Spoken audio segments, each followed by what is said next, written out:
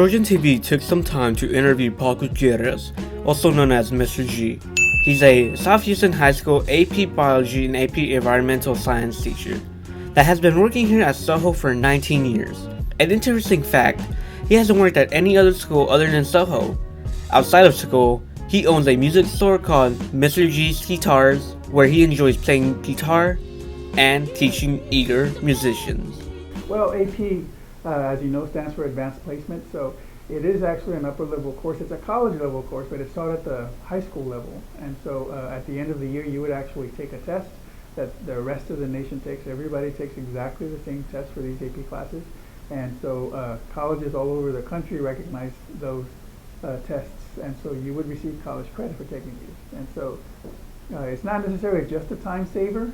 I mean, I can tell you that I talk to the graduates quite frequently, and they always come back and tell me that, for instance, we have a student who graduated a couple of years ago who is now at Cornell University, and she walked in with 24 credits from AP tests that she had passed that Cornell University gave her credit for, and so that saved her approximately $31,500.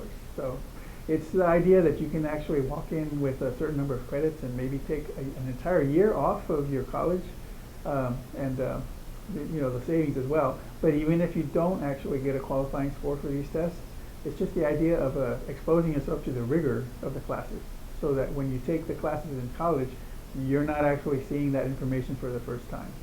And so I've had several people that struggled in my class because it's extremely difficult, but then they took the class again in college and they did so much better because they understood the material.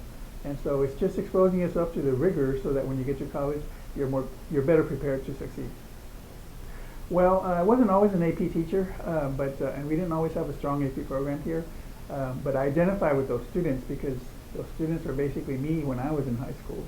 And so I recognize the fact that there was a need for this particular group of students that wasn't being served here because we didn't have a strong AP program.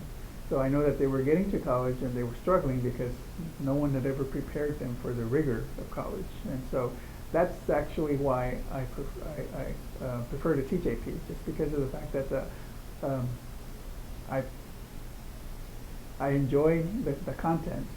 I'm a life scientist by trade, that is my major, so I enjoy the content, and I enjoy teaching it at that level, and I enjoy the fact that students, when they leave here, they get to college much better prepared. But I do actually keep in touch with my students, and I always actually post that at the end of the year. I take a picture of an empty classroom, and I usually post that I hope that my students know that my door is always open to them even after they leave here, because my job is not done when they leave. And I've had people from as far back as 2005 saying, they tell me, I remember when you told us that when we graduated in 2005, and we still keep in touch. And so that's important to me. But there's another example right behind me, actually.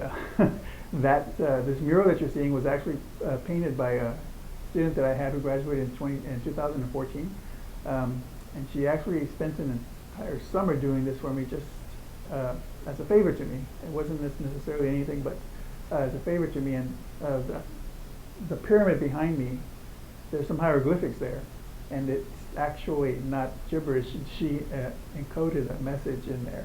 I'm not going to tell you what it says because it was just some, basically a thank you but it's in there. And so she's currently now at UT. She's going to be entering her third year soon, but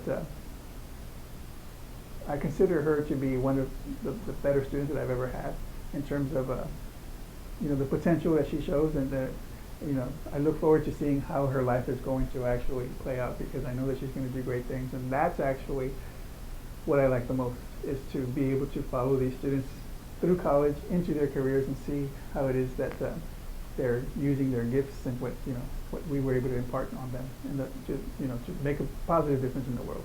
So that's really it right there. Even if you've never actually taken an AP class before, but you're serious about going to a 4-year university and getting a bachelor's degree, I would make the effort. It's going to be rigorous and it's going to be extremely challenging, but you will be much better prepared in the long run when you get to college. So if you're serious about going through a four-year university and getting a bachelor's degree, you want the exposure. You want to actually take these courses. I've had several people that struggled, like I said, in my classes, but then when they went to college, they spent a year there, they came back and shook my hand and said, "Thank you, sir, you were exactly right. I'm much better prepared than I was before." So if you're serious about it, you want the rigor. You want to make sure that you expose yourself to not just the rigor, but also taking a very, very challenging exam at the end of the year to see how college is going to be actually, how it's going to actually play out for you. Thank you. You're very welcome.